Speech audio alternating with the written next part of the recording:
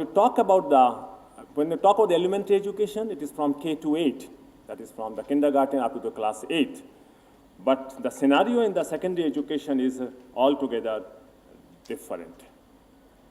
We have about the 97 million of students between 14 to 18 age group, the period when they go to the secondary schools.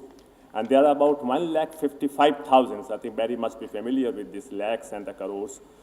So there are about 1,55,000 secondary and the senior secondary schools in the country today, but only 40 million students are studying in the secondary and the senior secondary schools.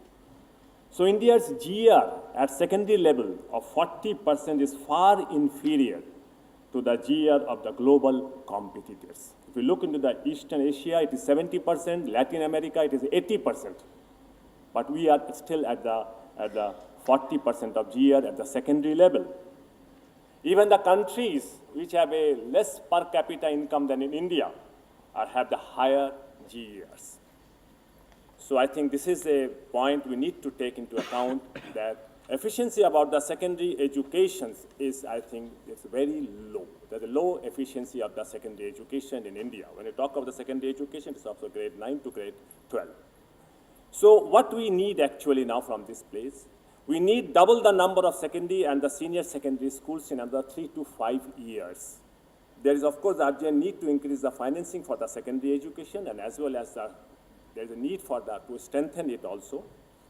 When we talk about the investment in the secondary education, of course, it means the investment in the ICTs also, because the very limited use of ICTs at the level of both at the elementary sector and as well as the secondary sector limits the teachers' ability to upgrade their subject-wise knowledge, and also the students' ability to access the essential learning materials.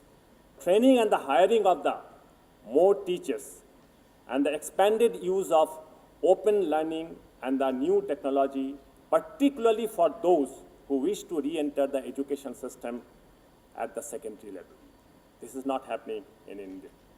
And in the new world order, there is interdependence and interrelationship due to the powerful forces of globalization, already been spoken by Barry beautifully. There is accelerated pace of development in the field of science and technology, and particularly in the field of biology and the ICT sector also. 65% of employment in the organized sector, and only 30 to 35% employment in the unorganized sector. What is happening today? 94 to 95% employment in the unorganized sector, and only 4 to 5% of employment in the organized sector. It's total turnaround. So because there's the emergence of new areas of skills and careers,